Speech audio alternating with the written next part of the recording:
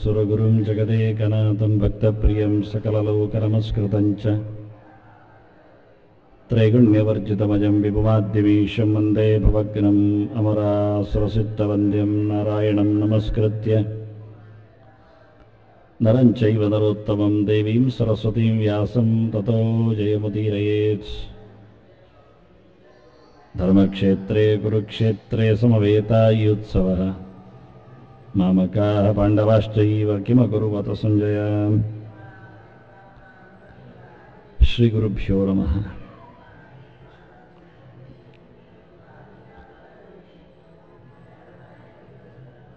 ಅರ್ಜುನನ ತ್ಯಾಗ ವಿಷಯದ ಮತ್ತು ಸನ್ಯಾಸ ವಿಷಯದ ಇದೆರಡರ ಬಗೆಗಿನ ಅರಿವಿಗಾಗಿ ಕೇಳಿಕೊಂಡ ಪ್ರಶ್ನೆಗೆ ಕೃಷ್ಣ ಉತ್ತರ ಆರಂಭ ಮಾಡ್ತಾನೆ. ಕೃಷ್ಣ ಹೇಳಿಕೊಂಡ ತನ್ನ ವಿಭೂತಿಗಳ ಬಗ್ಗೆ ಮಾಸಾನಾಂ ಮಾರ್ಗಶೀರ್ಷೋಸ್ಮಿ ಇಂದ ಕೃಷ್ಣನ ಉತ್ತರದ ಮಂಗಳದ ಹೊತ್ತಿಗೆ ನಾವು ಇವತ್ತು ಮಾರ್ಗಶಿರ ಮಾಸಕ್ಕೆ ಪ್ರವೇಶ ಮಾಡಿದ್ದೇವೆ. ಕೃಷ್ಣನ ವಿಭೂತಿ ಮಾಸ. ಬಹಳ ಸುಂದರವಾಗಿ ಕೃಷ್ಣ ಮೊದಲು ಅನುವಾದ ಮಾಡುತ್ತಾನೆ. ಪ್ರಶ್ನೆ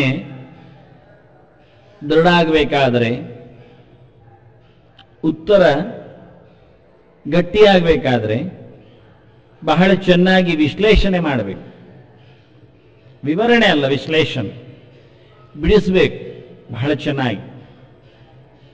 ರೋಗ ಅಂಟಿಕೊಂಡಿದ್ದರೆ ರೋಗಿಯನ್ನು ಬಹಳ ಚೆನ್ನಾಗಿ ಮಾತಾಡಿಸಬೇಕು.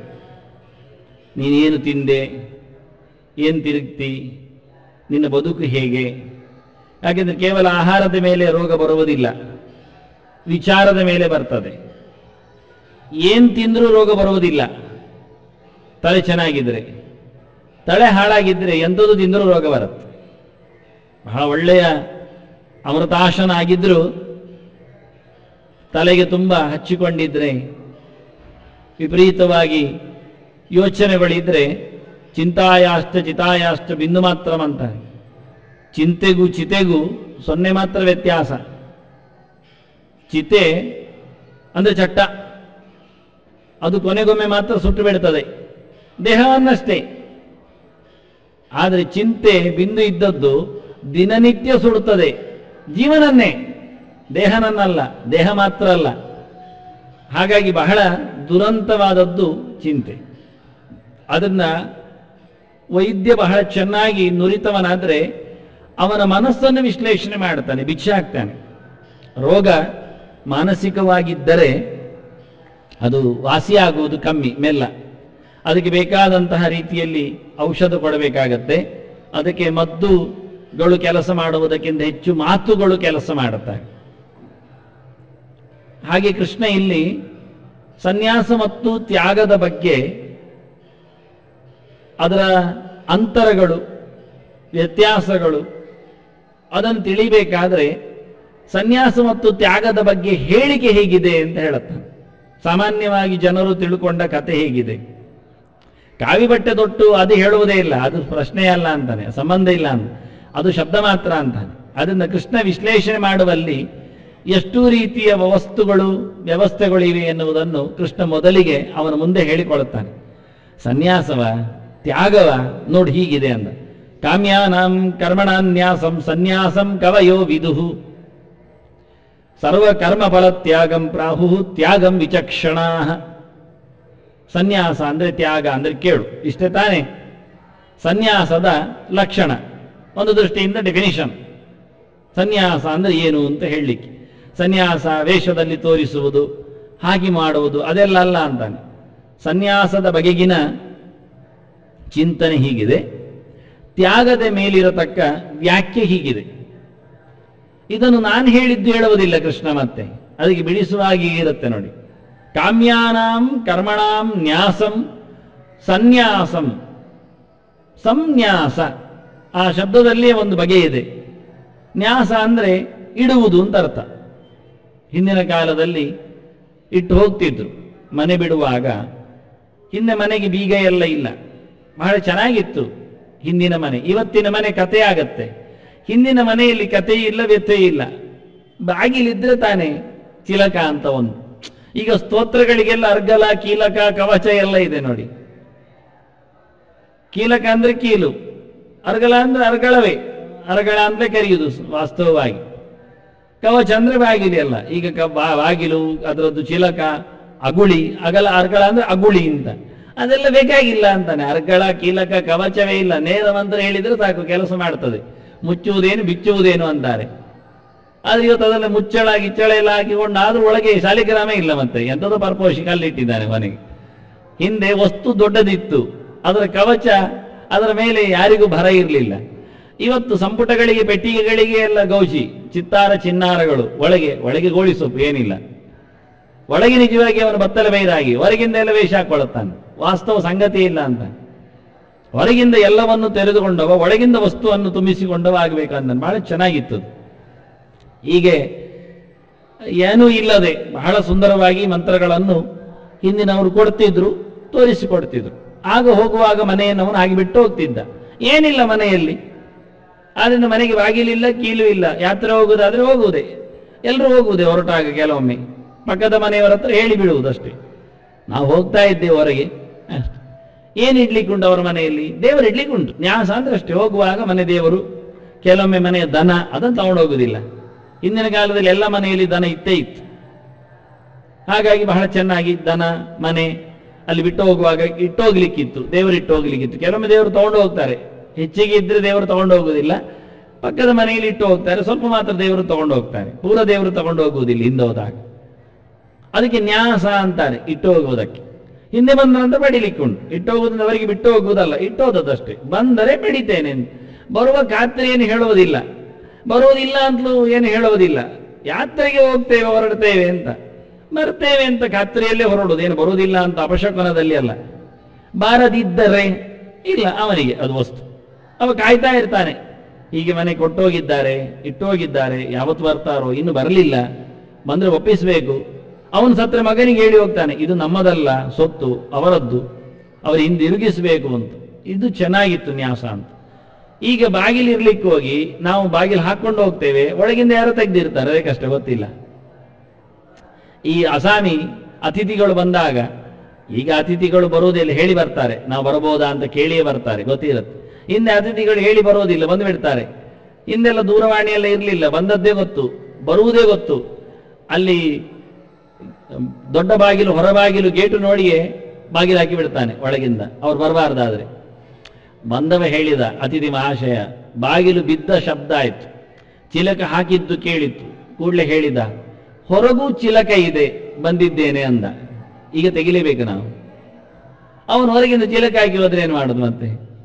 ಹಾಗಾಗಿ ಬಾಗಿಲು ಹಾಕಿದ ತಕ್ಷಣ ಚಿಲಕ ಇದ್ದರೆ ತೊಂದರೆ ಏನು ಕೇಳಿದರೆ ಚಿಲಕ ಹಿಂಬದಿ. ಆದ್ರಿಂದ ವಿದೇಶಗಳಲ್ಲಿ ಹೊರಗೆ ಚಿಲಕ ಇರ್ಲಿಕ್ಕಿಲ್ಲ ನೋಡಿ. ಈ ತತ್ವವನ್ನು ನೋಡಿಯೇ ಮಾಡಿದ್ದವರು. ನಮ್ಮೆಲ್ಲ ಮನೆಗಳಿಗೆಲ್ಲ ಹೊರಗು ಚಿಲಕಿದೆ, ಒಳಗೆ ಇರುತ್ತೆ. ಅಂದ್ರೆ ಹೊರಗೆ ಹೋಗುವಾಗ ಹಾಕೊಂಡು ಹೋಗ್ತೇವೆ, ಜನ ಯಾರು ಇರುವುದಿಲ್ಲ, ಒಳಗಿದ್ದ ಹಾಕಿರ್ತೇವೆ, ಕೂತಿರ್ತೇವೆ. ವಿದೇಶಗಳಲ್ಲಿ ಹೊರಗಿಂದ ಚಿಲಕ ಇಲ್ಲ, ಆದ್ರೆ ಒಳಗಿಂದ ಇಲ್ಲ ಆಗ್ಬೇಕು, ಎಷ್ಟು ಚೆನ್ನಾಗಿರುತ್ತೆ. ನಮಗದು ಇಲ್ಲ, ಭಾಗ್ಯ. ಹೀಗೆ ನ್ಯಾಸಕ್ಕೋಸ್ಕರ ಒಂದು ರೀತಿಯಲ್ಲಿ ವ್ಯವಸ್ಥೆ ಮಾಡಿದ್ದಾರೆ. ಇದರಲ್ಲಿ ಸಮ್ ಅಂತ ಸೇರಿಸಿಬಿಟ್ರಷ್ಟೇ. ಈಗ ನ್ಯಾಸ ಅಂದ್ರೆ ಇಡುವುದು, ಬಿಡುವುದು. ಒಂದು ಕಡೆಯಲ್ಲಿ ದೇವತೆಗಳ ನ್ಯಾಸ ಮಾಡಲಿಕ್ಕುಂಟು ದೇಹದಲ್ಲಿ, ಕಣ್ಣಿನಲ್ಲಿ, ಕಿವಿಯಲ್ಲಿ, ತಲೆಯಲ್ಲಿ, ಯಾರ್ಯಾವ ಅಂಗಾಂಗಗಳಲ್ಲಿ ಯಾರ್ಯಾರು ಇದ್ದಾರೆ ಎನ್ನುವುದನ್ನು ನಾವು ನೆನಪಿಸಿಕೊಳ್ಳಬೇಕು, ನೆನಪಿಸಿಕೊಂಡು ಮುಟ್ಟಿಕೊಳ್ಳಬೇಕು.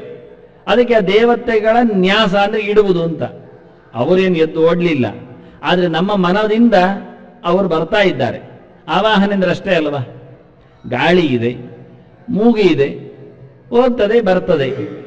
ಆದರೆ ನಾವು ನೆಮ್ಮದಿಯಿಂದ ಆರೋಗ್ಯವಂತರಾಗಿ ಗಾಳಿಯನ್ನು ಸೇವಿಸುವುದಾದರೆ ಒಂದು ಕಡೆಯಲ್ಲಿ ಕೂತುಕೊಂಡು ಆರಾಮವಾಗಿ ಪೂರ್ಣ ಪ್ರಮಾಣದಲ್ಲಿ ಗಾಳಿಯನ್ನು ಒಳಗೆಳಕೊಂಡು ಹೊರಗೆ ಬಿಡಲಿಕ್ಕೆ ಕ್ರಮ ಪ್ರಕಾರವಾಗಿ. ಇಲ್ಲಾದ್ರೆ ಇದೀಗ ನಮ್ಮದು ನಿಮಿಷಕ್ಕೊಂದು ಉಸಿರಾಟ ಆಗ್ತದೆ. ನಿಮಿಷಕ್ಕೊಂದು ನಿಮಿ ಅಂದರೆ ಕಣ್ಣು ಮುಚ್ಚಿ ತೆಗೆಯುವುದು ಅಂತ ಅರ್ಥ. ಸೂರ್ಯನ ಸಂಚಾರದ ಬಗ್ಗೆ ಹೇಳ್ತಾರೆ ಬಹಳ ಚೆನ್ನಾಗಿ.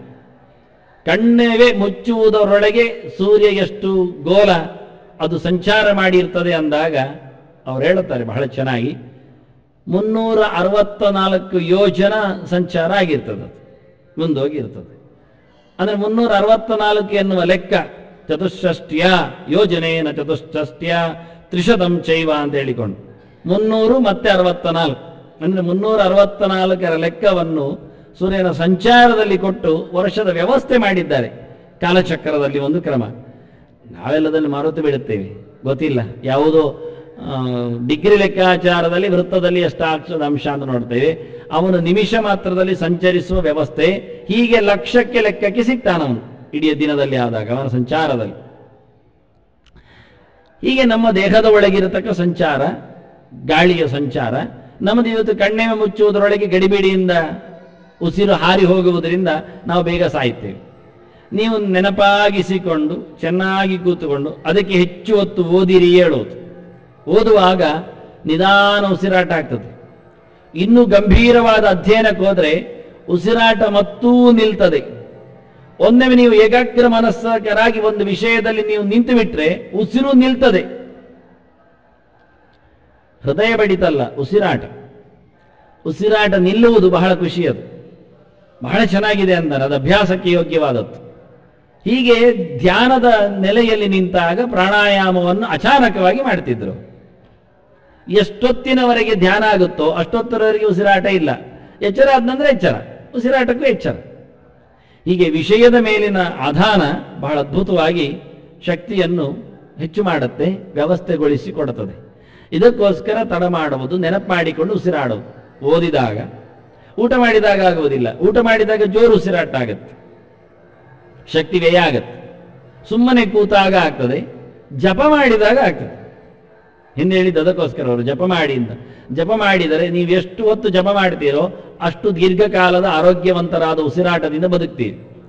ಶಾರ್ಟ್ ಪೀರಿಯಡ್ ಜಪ ಮಾಡಿದರೆ ಸಾಯುವುದು ಬೇಗ ಆಗ್ತದೆ. ಉಸಿರಾಟ ಆ ದಿನದಲ್ಲಿ ಉಸಿರಾಟ ಚೆನ್ನಾಗಿ ಆಗಿಲ್ಲ ಅಂತ ಅರ್ಥ. ಉಳಿದ 23.5 ಗಂಟೆಗಳು ಹಾಳಾಯಿತು ಅಂತ ಅರ್ಥ. ಅರ್ಧ ಗಂಟೆ ಜಪ ಮಾಡಿದರೆ ಉಳಿದ 23 ಗಂಟೆಯಲ್ಲಿ ಉಸಿರಾಟ ಹೆಚ್ಚು ಕಡಿಮೆ ಆಗಿದೆ ಅಂತ. ಆದ್ದರಿಂದ ಎಷ್ಟು ಹೊತ್ತು ನೀವು ಜಪಕ್ಕೆ, ಅಧ್ಯಯನಕ್ಕೆ ಸುಮ್ಮನೆ ಕೂತ್ಕೊಳ್ತೀರೋ, ಮತ್ತೆ ಸುಮ್ಮನೆ ಕೂತ್ಕೊಳ್ಳೋದನ್ನು ತಲೆಯಲ್ಲಿ ಒರ್ಬಡಿ ಯೋಚನೆಗಳನ್ನು ಮಾಡಿಕೊಂಡಲ್ಲ, ಚಿಂತೆ ಮಾಡಿದರೆ ಸತ್ತೋಯ್ತು ಬೇಗ, ಉಪಯೋಗ ಆಗಿ. ಆದ್ರಿಂದ ಯಾವ್ಯಾವುದೋ ಗಲೀಜು ಯೋಚನೆಗಳನ್ನು ಮಾಡಿಕೊಂಡು ಇರ್ಲಿಕ್ಕಿಲ್ಲ. ಆರಾಮವಾಗಿ ವಿಶ್ರಾಂತವಾದ ಮನಸ್ಸಿನಲ್ಲಿ ಕೂತ್ರೆ ನಿಧಾನ ಉಸಿರಾಟ ಶುರುವಾಗ್ತದೆ. ಆಗ ನಿಧಾನ ತನ್ನಷ್ಟಕ್ಕೆ ನಿಧಾನಕ್ಕೆ ಹೋಗ್ತದೆ.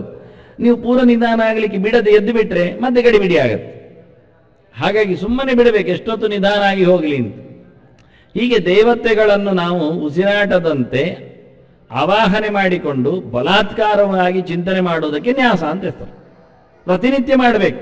ದೇವತೆಗಳು ಇದ್ದಾರೆ, ನೀನೆಷ್ಟು ಕರೆದು ಕೇಳಿದೆ ಅವರನ್ನು.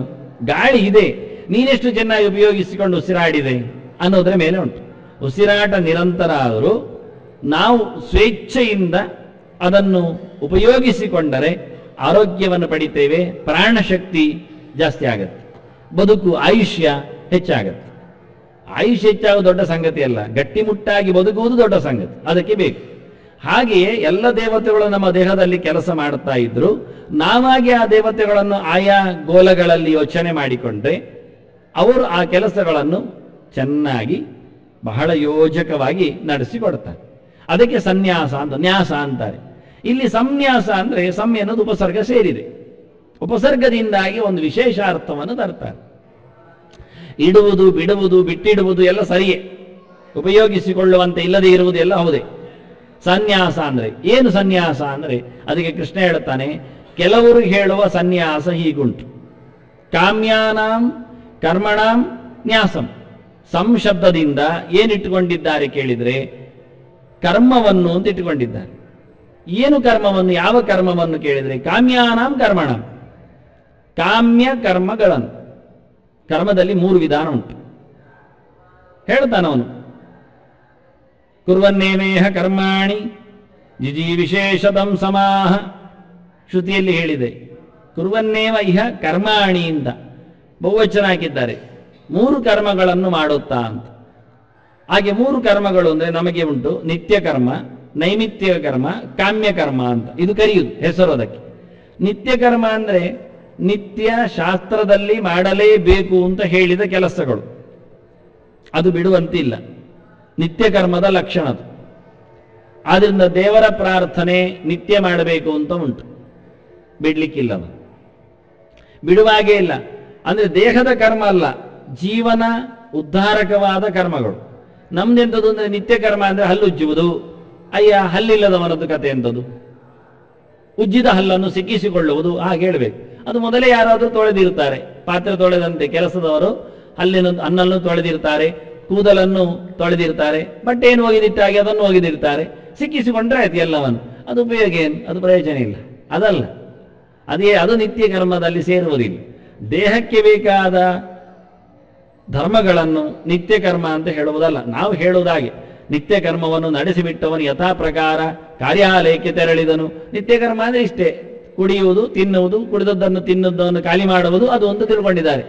ಬಾಯಲ್ಲಿ ಹಾಗೆ ಹೇಳ್ತಾರೆ, ನಂದೀಗ ನಿತ್ಯ ಕರ್ಮದ ಹೊತ್ತು ಹೋಗಿ ಬಿಡು ಅಂತಾರೆ. ನಿತ್ಯ ಕರ್ಮದ ಹೊತ್ತು ಅಂದ್ರೆ ಸ್ನಾನವೋ ಇನ್ನೇನು ಹಲ್ಲು ಉಜ್ಜುವುದೇ ಇಲ್ಲ ಅಲ್ಲ ಅಂತಾನೆ. ದಿನದ ದೈನಂದಿನ ಕರ್ಮವನ್ನು, ನಿತ್ಯ ಅಂದ್ರೆ ದಿನ ಅಂತ ಮಾಡಿಕೊಂಡು ದೈನಂದಿನ ಕರ್ಮವನ್ನು, ದೇಹಕ್ಕೆ ಸಂಬಂಧಪಟ್ಟ ಕರ್ಮವನ್ನು ಶಾಸ್ತ್ರಕಾರರು ನಿತ್ಯ ಕರ್ಮ ಅಂತ ಹೇಳುವುದಿಲ್ಲ. ನಿತ್ಯ ಕರ್ಮದ ಲಕ್ಷಣ ಏನು ಕೇಳಿದರೆ, ಈಗ ನೋಡಿಕೊಳ್ಳಿ, ಮಾಡಿದರೆ ಲಾಭ ಇದೆ, ಮಾಡದಿದ್ದರೆ ನಷ್ಟ ಇದೆ, ಅದು ನಿತ್ಯ ಕರ್ಮ. ಅದನ್ನು ಇಟ್ಕೊಳ್ತಾರೆ. ಲಾಭ ನಷ್ಟ ಅಂದ್ರೆ ಯಾವುದು ಅಂದ್ರೆ, ಮಾಡಿದರೆ ಪುಣ್ಯದ ಲಾಭ ಇದೆ, ಮಾಡದಿದ್ದರೆ ನಷ್ಟ ಇದೆ ಅಂದ್ರೆ ಪುಣ್ಯದ ನಷ್ಟ ಇದೆ, ಅಂದ್ರೆ ಪಾಪ ಬರ್ತದೆ. ಪುಣ್ಯ ಬರ್ತದೆ ಮಾಡಿದರೆ, ಬಿಟ್ಟರೆ ಪಾಪ ಬರ್ತದೆ. ಅದು ಯಾವುದು? ಅದು ನಿತ್ಯ ಕರ್ಮ. ಹಲ್ಲು ಉಜ್ಜುವುದು ಬಿಟ್ಟರೆ ಪಾಪ ಬರ್ತದ? ಸಾಕ್ಸ್ ಹಾಕಿ ಶೂ ಹಾಕಬೇಕು ಅಂತ ನಿತ್ಯ ಕರ್ಮ ಅಂತಾನೆ. ಸಾಕ್ಸ್ ಹಾಕದಿದ್ರೆ ಎಂಥದ್ದು? ಪಾಪ ಬರ್ತದ? ಚಪ್ಪಲಿ ಮೆಟ್ಟಿಕೊಂಡು ಹೋದ್ರೆ ಎಂಥದ್ದು? ಪುಣ್ಯ ಹೋಗ್ತದ? ಒಟ್ಟೊಂದು ಕಾಲಿಗೆ ರಕ್ಷೆ ಎಂಥದ್ದು ಆಗ್ಬೋದು. ಹಾಗೆ ಅದರಿಂದ ವ್ಯತ್ಯಾಸ ಮಾಡಿದ್ರೆ ಏನು ವ್ಯವಸ್ಥೆ ಆಗುವುದಿಲ್ಲ, ಕೆಡುವುದಿಲ್ಲ. ಯದಕರಣೆ ಪ್ರತ್ಯವಾಯ ಕರಣೇ ಚ ಪುಣ್ಯಲಾಭ, ಅದು ನಿತ್ಯ ಕರ್ಮ. ಮಾಡದಿದ್ರೆ ದೋಷ ಬರ್ತದೆ, ಮಾಡಿದರೆ ಪುಣ್ಯ ಬರ್ತದೆ. ಎರಡು, ಪ್ಲಸ್ ಮತ್ತು ಮೈನಸ್ ಎರಡನ್ನು ಇಟ್ಟುಕೊಂಡದ್ದು ನಿತ್ಯ ಕರ್ಮ. ನಿತ್ಯವಾಗಿ ದೇವರನ್ನು ಪ್ರಾರ್ಥಿಸುವುದು, ದೇವರ ಬಗ್ಗೆ ನಾವು ಕೃತಜ್ಞರಾಗಿರುವುದು. ಧರ್ಮಶಾಸ್ತ್ರದಲ್ಲಿ ಪ್ರಾಯಶ್ಚಿತ್ತ ಕಾಂಡ ಅಂತ ಒಂದಿದೆ. ತಪ್ಪು ಮಾಡಿದ್ದಕ್ಕೆ, ಕನ್ಫೆಷನ್ ಇದ್ದಾಗೆ, ತಪ್ಪು ಮಾಡಿದ್ದಕ್ಕೆ ಏನು ಪ್ರಾಯಶ್ಚಿತ್ತ ಅಂತ, ಏನು ಮಾಡಿದ್ರೆ ಅದು ಸರಿಯಾಗತ್ತೆ, ಬಿಟ್ಟುಕೊಟ್ಟಾಗತ್ತೆ. ಪ್ರಮಾದಾತ್ ಕುರ್ವತಾಂಕರ್ಮ, ಅದು ಪ್ರಮಾದದಿಂದ ಎಚ್ಚರ ತಪ್ಪಿ ನಮ್ಮ ಅಂಕೆಗೆ ಮೀರಿ ಏನೋ ಅಜಾಗ್ರತೆಯಿಂದ ಆದ ತಪ್ಪುಗಳು. ಬೇಕು ಅಂತಲೇ ಮಾಡಿದ್ದಕ್ಕಲ್ಲ, ಅದು ಪ್ರಯೋಜನ ಇಲ್ಲ. ಬೇಕು ಅಂತ ಮಾಡಿದ್ದಕ್ಕೆ ಹೇಳಲಿಕ್ಕಿಲ್ಲ, ಕೇಳಲಿಕ್ಕಿಲ್ಲ. ಅಂತಹ ಪ್ರಾಯಶ್ಚಿತ್ತಗಳಲ್ಲಿ ಒಂದು ಪ್ರಾಯಶ್ಚಿತ್ತ ಹೇಳ್ತಾ ಬರ್ತಾ ಕೊನೆಗೆ ಹೇಳ್ತಾರೆ, ಕೃತಜ್ಞನೇ ನಾಸ್ತಿ ನಿಷ್ಕೃತಿಯಿಂದ. ಉಪಕಾರ ಮಾಡಿದವನಿಗೆ ಯಾರು ಅಪಕಾರ ಮಾಡ್ತಾನೆ, ಉಪಕಾರ ಮಾಡಿದ್ದನ್ನು ನೆನಪಿಸಿಕೊಳ್ಳದೆ ಅವನಿಯನ್ನು ಯಾರು ಬದಿಗಿಡ್ತಾನೆ, ಅಂಥವನಿಗೆ ನಮ್ಮಲ್ಲಿ ಪ್ರಾಯಶ್ಚಿತ್ತ ಇಲ್ಲ ಅಂತ. ಉಪಕೃತನಾದವ, ಯಾರೋ ಸಹಾಯ ಮಾಡಿದ್ದಾರೆ, ಅವರನ್ನೇ ಇವನು ತೊಂದರೆಗೊಳಿಸಿದ್ದಾನೆ, ಅಂಥವರಿಗೆ ಯಾವ ಕರ್ಮಕ್ಕೂ ಸಹ ಅಧಿಕಾರ ಇಲ್ಲ, ಅವನಿಗೆ ಪ್ರಾಯಶ್ಚಿತ್ತ ಹೇಳುವುದಿಲ್ಲ ಅಂತಾರೆ. ಕೃತಜ್ಞನೇ ನಾಸ್ತಿ ನಿಷ್ಕೃತಿ ಅಂದ. ಕೃತಜ್ಞನಿಗೆ ಅದು ನಾವು ಕೃತಜ್ಞರಾಗಬಾರದು.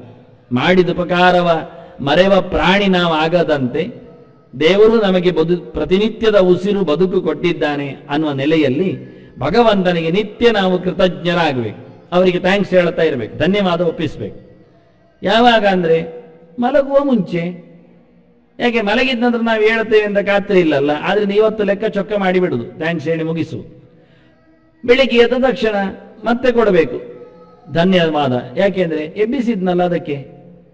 ಆದ್ರಿಂದ ಆರಂಭದಲ್ಲಿ ಮತ್ತೆ ಕೊನೆಯಲ್ಲಿ ಖಾತ್ರಿ. ಪ್ರಾತಃ ಅಂದ್ರೆ ಬೆಳಿಗ್ಗೆ ಮತ್ತು ಸಾಯಂ ಎರಡೊತ್ತು ಹೌದೇ. ಮತ್ತೆ ನಡುವೆ ನಿಮ್ಮ ಇಷ್ಟ, ಕೊಟ್ರೆ ಚಂದ, ಕೊಡುವುದು ಒಳ್ಳೇದೇ. ಯಾಕೆ ನಡುವೆ ಕೊಡಬೇಕು ಅಂತುಂಟು, ನಟ್ಟ ನಡುವೆ ಆದ್ರೂ ಒಮ್ಮೆ ಕೊಡುವುದು. ಯಾಕೆಂದ್ರೆ ಹಗಲು ಮುಗಿದು ರಾತ್ರಿ ಬರುವಾಗ, ಅಪರಾಹ್ನ ಬರುವಾಗ, ಪೂರ್ವಾಹ್ನ ಕಳೆದು ಅಪರಾಹ್ನ ಬರುವಾಗ, ಅರ್ಧ ದಿನ ಮುಗಿದು ಇನ್ನು ಅರ್ಧ ದಿನ ಬಂದಾಗ, ಮಧ್ಯದಲ್ಲಿ ಸಿಗುವಾಗ ಒಮ್ಮೆ ಸಿಗುತ್ತೆ, ನಮಗೆ ಎಚ್ಚರ ಆಗತ್ತೆ. ಯಾಕೆ ಅಂದ್ರೆ ಇಷ್ಟೇ, ನಾವು ಬೆಳಿಗ್ಗೆ ಮತ್ತು ಸಂಜೆ ಮಾತ್ರ ತಿನ್ನುವುದಲ್ಲ, ಮಧ್ಯಾಹ್ನ ತಿಂತೇವಲ್ವಾ, ತಿನ್ನೋ ಮುಂಚೆ ನೆನಪು ಮಾಡಿಕೊಳ್ಳೋದು ಬೇಡವಾ ಅಂತಾರೆ. ಯಾಕೆ?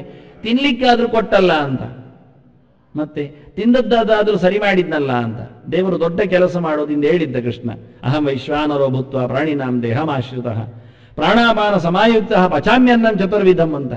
ನನ್ನ ದೊಡ್ಡ ಕೆಲಸ ಜನರು ಗುರುತಿಸುವಂಥದ್ದು ಏನು ಕೇಳಿದರೆ, ಹೊಟ್ಟೆಗೆ ಹಾಕಿದ್ದನ್ನು ಸರಿ ಮಾಡುವುದು ಅಂದ. ಯಾರಿಗೆ ಗೊತ್ತಾಗುತ್ತೆ ರೀ? ಯಾರು ಮಾಡ್ತಾರೆ ಹೇಳಿ? ಹೊಟ್ಟೆಗೆ ಹಾಕಿದ್ದನ್ನು ಸರಿ ಮಾಡುವವರು ಯಾರೂ ಇಲ್ಲ. ಯಾವುದೇ ವಿಜ್ಞಾನ ಸರಿ ಮಾಡಿ ಕೊಡುವುದಿಲ್ಲ. ಅದನ್ನು ಮಾಡುವುದಿದ್ರೆ ಎಲ್ಲರದ್ದು ಒಂದೇ ಲೆಕ್ಕ ಆಗಬೇಕಿತ್ತು. ಆದರೆ ನಮ್ಮದೆಲ್ಲ ಅನೂಹ್ಯವಾಗಿ ಬಹಳ ಸುಂದರವಾಗಿ ಒಳಗಿನ ಒಂದು ಶಕ್ತಿ ಭಗವಂತ ನಿಂತು ಹೊಟ್ಟೆ ಹಾಕಿದ್ದನ್ನು ಚೆನ್ನಾಗಿ ಎಲ್ಲ ಕಡೆಗೂ ಬೇಕಾದ ಹಾಗೆ ಮಾಂಸಕ್ಕೋ ನೆತ್ತರಿಗೋ ಇನ್ಯಾವುದಕ್ಕೋ ವೃದ್ಧಿಸುವಂತೆ ಅದನ್ನು ವ್ಯವಸ್ಥೆಗೊಳಿಸ್ತಾನೆ. ಇದು ದೇವರ ಕೆಲಸ ಅಂತಾರೆ. ಅದರಿಂದ ದೇವರು ನಿದ್ದೆ ಮಾಡಿದ ನಂತರ ಎಚ್ಚರ ಇರ್ತಾರೆ, ಆನಂತರ ಕೆಲಸ ಮಾಡು. ಅದನ್ನ ನಿತ್ಯ ನಮಗೆ ಊಟ 3 ಹೊತ್ತು ತಿನ್ನುವಂತೆ ಮಾಡಿದ ದೇವರಿಗೆ 3 ಹೊತ್ತು ಥ್ಯಾಂಕ್ಸ್ ಹೇಳೋದು ಬೇಡವಾ ಅಂತ, ಅಷ್ಟೇ ಮುಗೀತು. ಇದನ್ನೇ ತ್ರಿಕಾಲವಾದ ದೇವರ ಉಪಾಸನೆ ಅಂತಾರೆ.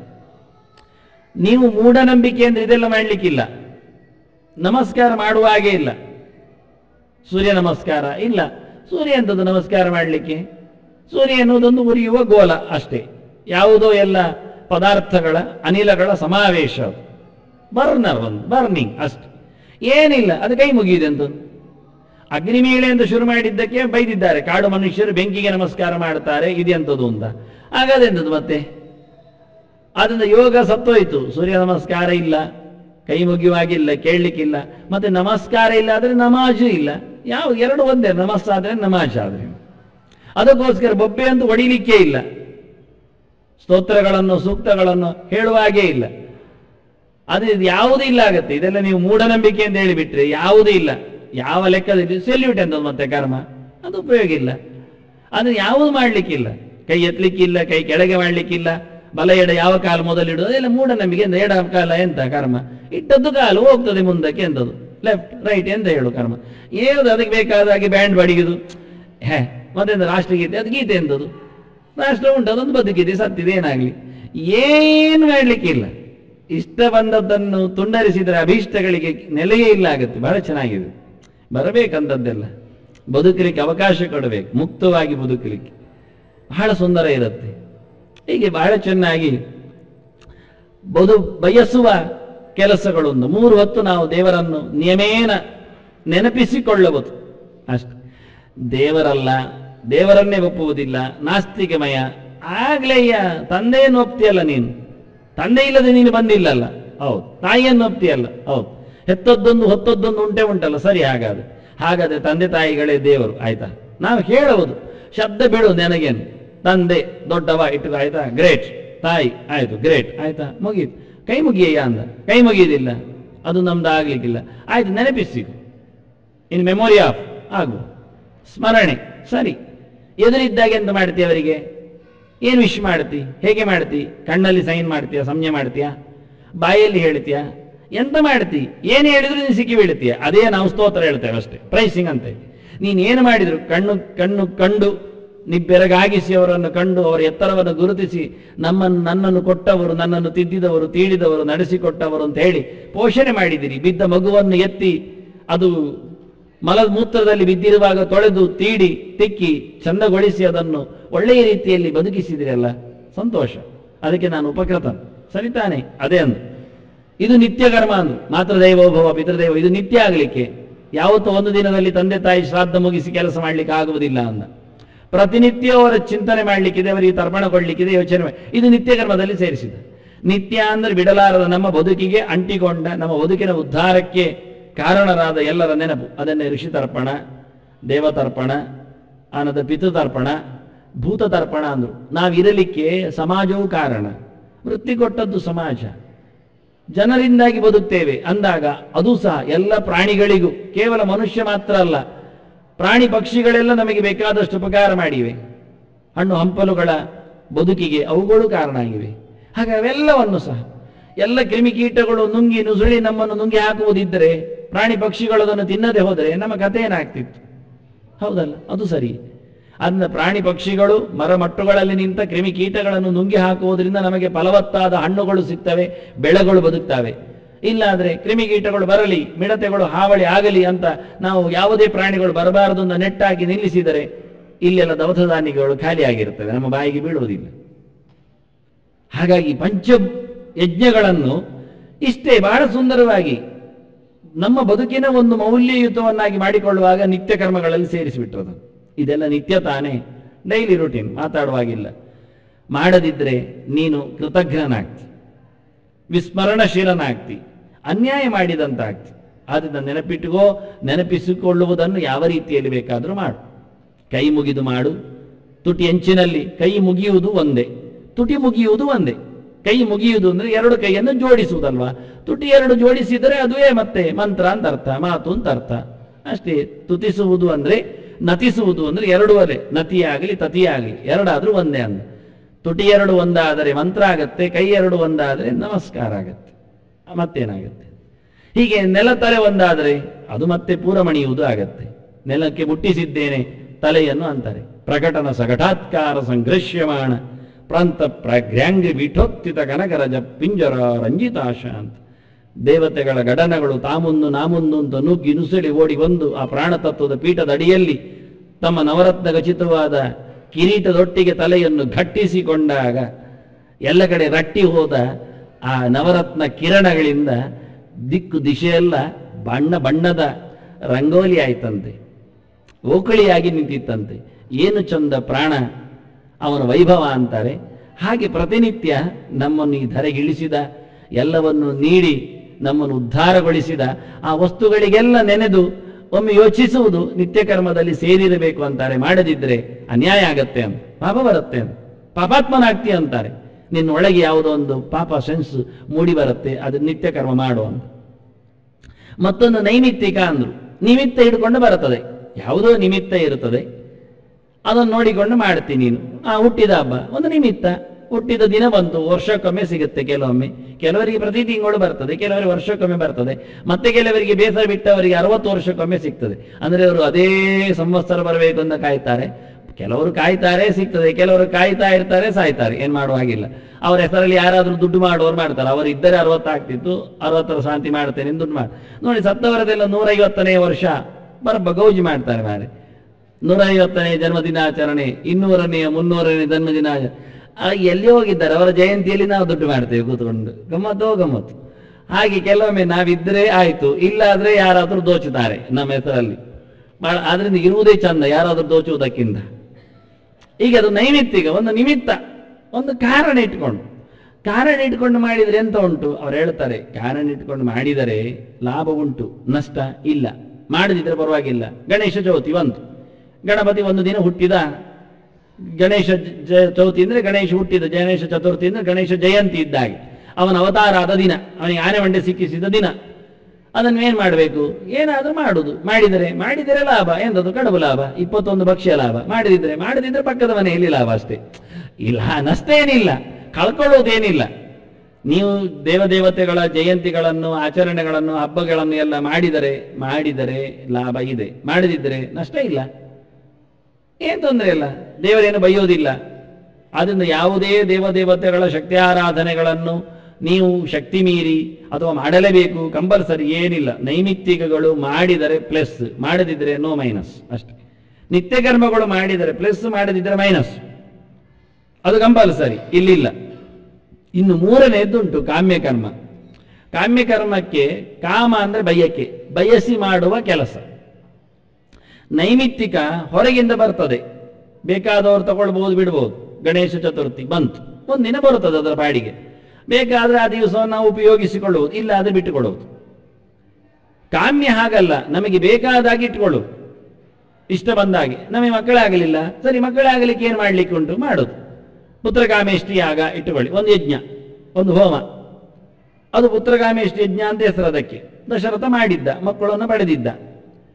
ನಮಗೆ ಸುಮ್ಮನೆ ಮಾಡಬೇಕು ಅಂತ ಕಾಣುತ್ತದೆ. ಮಾಡುವ ಅಂದ್ರೆ ಹಾಗೆ ಇಲ್ಲ, ಮಾಡಿದರೆ ಮಕ್ಕಳಾಗ್ತದೆ, ಮಕ್ಕಳಾಗಲಿಕ್ಕೆ ಮಾಡುವುದು. ಅದನ್ನು ಪುತ್ರಕಾಮೇಷ್ಟಿ ಯಾಗವನ್ನು ಸುಮ್ಮನೆ ದುಡ್ಡು ತಗೊಳ್ಳಿಕ್ಕೋಸ್ಕರ ಮಾಡುತ್ತೇನೆ, ಊರವರಿಗೆ ಮಕ್ಕಳಾಗ್ಲಿ ಅಂತ ನಾನು ಪುತ್ರಕಾಮೇಷ್ಟಿ, ಅದೆಲ್ಲ ಆಗೋದಿಲ್ಲ ಯಾನು. ಅದು ಕಾಮ್ಯಕ್ಕೇನು, ನಿನಗೇನು ಬಯಸಿದೆಯೋ ಆ ಬಯಕೆಯನ್ನು ಕೊಡ್ತದೆ ಅಷ್ಟೇ ಅದರ ಕೆಲಸ. ಇನ್ನೇನಕ್ಕೂ ಆಗೋದಿಲ್ಲ. ಕುಂತಿ ನೋಡಿ, ಕುಂತಿಯ ಕೈಯಲ್ಲಿ ಒಂದು ಮಂತ್ರ ಸಿಕ್ಕಿತ್ತು. ಆ ಮಂತ್ರದಿಂದ ಯಾವ ದೇವತೆಯನ್ನು ಕರೆದವಳು ಮಕ್ಕಳನ್ನು ಪಡಿಬಹುದಿತ್ತು, ಅಷ್ಟು ಅದರ ಸಾಮರ್ಥ್ಯ. ದುರ್ವಾಸರ ಹಾಗೆ ಹೇಳಿದ್ರು. ಅವಳು ಗಮ್ಮತ್ ಮಾಡಿ ಸೂರ್ಯನನ್ನು ಕರೆದು ಬಿಟ್ಲು. ಸೂರ್ಯ ಬಂದ ತಕ್ಷಣ ಹೇಳ್ತಾನೆ, ನಾನು ಸುಮ್ಮನೆ ಕರೆದದ್ದು, ಪರೀಕ್ಷೆ ಮಾಡ್ಲಿಕ್ಕೆ ಕರೆದದ್ದು, ನನಗೆಂದು ಮಕ್ಕಳು ಬೇಡ. ಅವನು ಹೇಳ್ತಾನೆ, ಮಂತ್ರಕ್ಕೆ ಇಷ್ಟೇ ಕೆಲಸ, ಅದು ಬಯಸಿದ್ರೆ ಮಕ್ಕಳನ್ನು ಕೊಡುವುದು ಅಂತ ಅಷ್ಟೇ ಕೆಲಸ, ಮತ್ತೆ ಸುಮ್ಮನೆ ಅಂತದ್ರಲ್ಲಿ ಇಲ್ಲ. ಬಂದಾಗಿದೆ ಮಕ್ಕಳಾಗತ್ತೆ, ಮತ್ತೇನಿಲ್ಲ ಅಂತ. ಇದು ಕಾಮ್ಯ ಅಂದ್ರೆ ಹಾಗೆ. ಮಳೆ ಕಾರೀರಿಯಾಗ ಅಂತ ಒಂದುಂಟು, ಅದಕ್ಕೆ ಹೆಸರೇ ಹಾಗೆ. ಅದೇನು ಮಾಡಲಿಕ್ಕೆ ಉಪಯೋಗಕ್ಕೆ ಬರುತ್ತೆ ಅಂದ್ರೆ ಮಳೆ ಬರುತ್ತೆ, ಉಪಯೋಗ ಆಗತ್ತೆ. ನಾವು ಸುಮ್ಮನೆ ಕಾರೀರಿಯಾಗವನ್ನು ಪ್ರಯೋಗ ಮಾಡುವುದು, ಪ್ರಯೋಗ ಮಾಡಿದ ನಂತರ ಅಯ್ಯೋ ಮಳೆ ಬಂತು, ಶಾಶ ಬೇಡಿತ್ತು, ಇನ್ನು ಕೊಡೆ ಇಡುದು, ಅದು ಪ್ರಯೋಜನ ಇಲ್ಲ. ಮಾಡಿ ಆಯ್ತಾ ಇಲ್ವೋ, ಕೆಲಸ ಆಗಿ ಆಗತ್ತೆ. ಅದನ್ನ ಕೆಲವು ಕರ್ಮಗಳು ಬಯಸಿದಾಗ ಕೆಲಸ ಮಾಡುವಂಥ ಆ ಬಯಕೆಯಂತೆ ಮಾಡ್ತದೆ, ಇಲ್ಲದಿದ್ರೆ ಇಲ್ಲ. ಹೀಗೆ ಕಾಮ್ಯಗಳಿಗೆ ನಿಮ್ಮಿಷ್ಟ ಇದ್ದಾಗ ಮಾಡಲಿಕ್ಕೆ. ಇದರಲ್ಲಿ ಮಾಡಿದರೆ ಲಾಭ ಉಂಟು, ಹೌದು. ಮಾಡದಿದ್ದರೆ ನಷ್ಟ ಇಲ್ಲ, ಸರಿ. ಆದರೆ ಇನ್ನೊಂದು ವಿಷಯ, ಮಾಡಿದರೆ ಲಾಭ ಉಂಟು, ತಪ್ಪು ಮಾಡಿದರೆ ಪೆಟ್ಟು ಉಂಟು, ಎರಡು.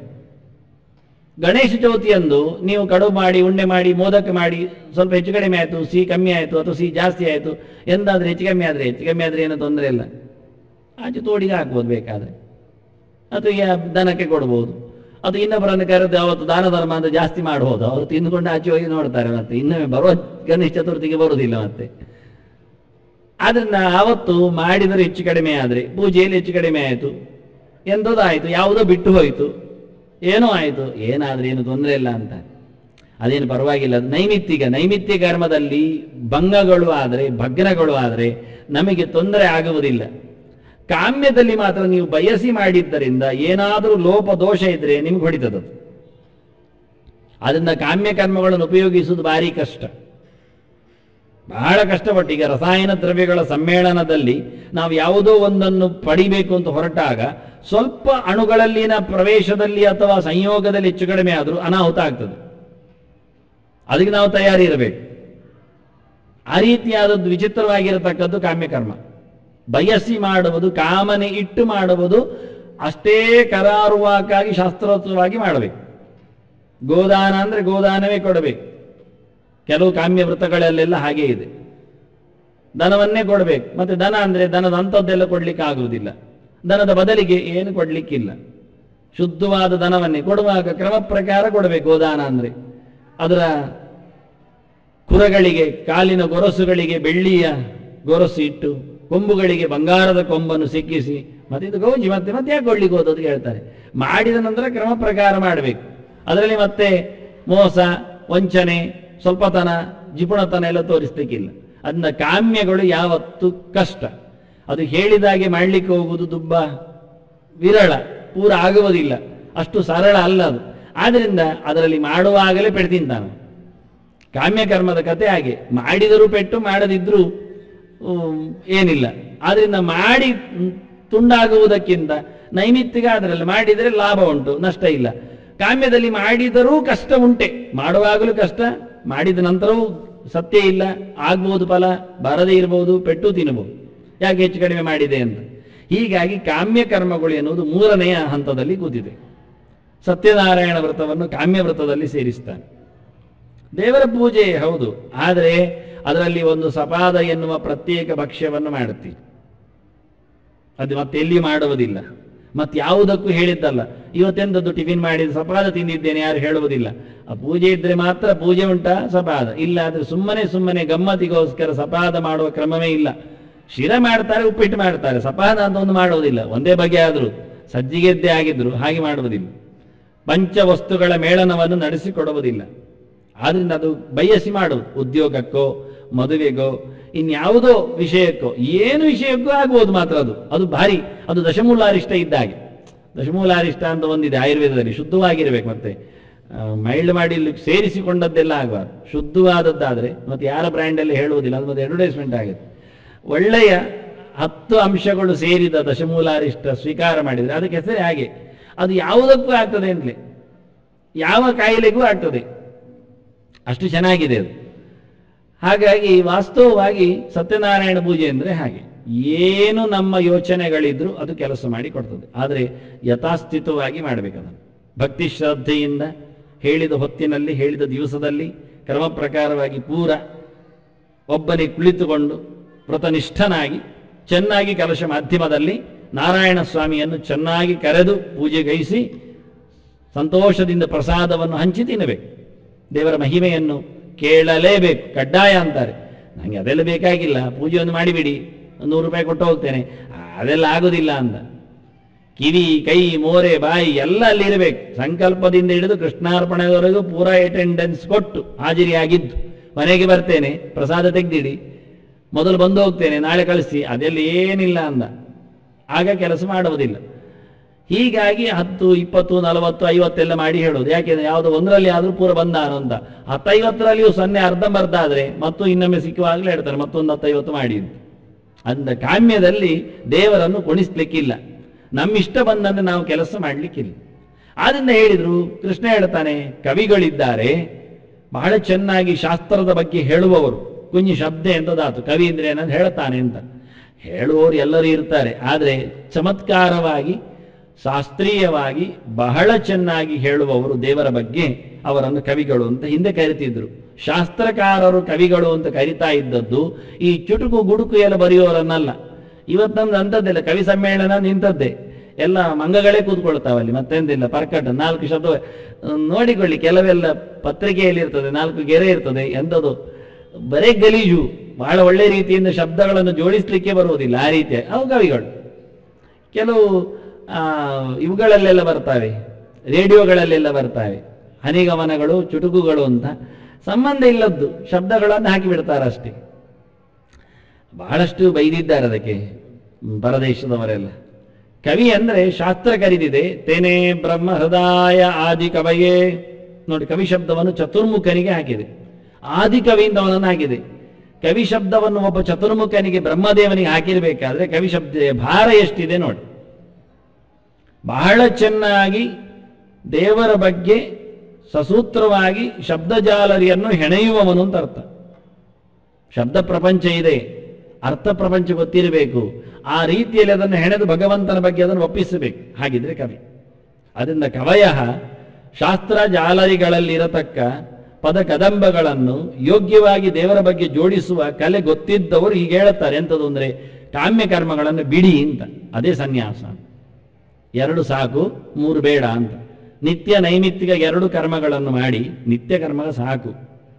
ನೈಮಿತ್ತಿಕ ಬೇಕಾದ್ರೆ ತಗೊಳ್ಳಿ, ದುಡ್ಡು ಹೆಚ್ಚುಂಟು, ಗಮ್ಮತ್ತು ಮಾಡುವ ಖಂಡಿತು, ದೇವರ ವಿಷಯದಲ್ಲಿ ಮಾಡುವ ಅಂತ ನಿಮಿತ್ತ ಬಂದಾಗ, ಯಾವುದೋ ಒಂದು ನಿಮಿತ್ತ, ನವರಾತ್ರಿಯ ನಿಮಿತ್ತ, ಸರಿ ಹಾಕಿಕೊಳ್ಳಿ. ಮತ್ತೆ ಪಟಾಕಿ ಎಲ್ಲ ಬಿಡ್ಲಿಕ್ಕೆ ಹೇಳುವುದಿಲ್ಲ, ಅದು ವೇಸ್ಟ್. ದುಡ್ಡು ಹಾಳು ಮಾಡುವುದನ್ನು ಹೇಳುವುದಿಲ್ಲ. ಹಾಳು ಮಾಡಬೇಡಿ, ಪರಿಸರವನ್ನು ಹಾಳು ಮಾಡಬೇಡಿ, ನಿಮ್ಮ ಕೈಕಾಲುಗಳನ್ನೆಲ್ಲ ಮುರಿದುಕೊಳ್ಳಬೇಡಿ ಅಂತ.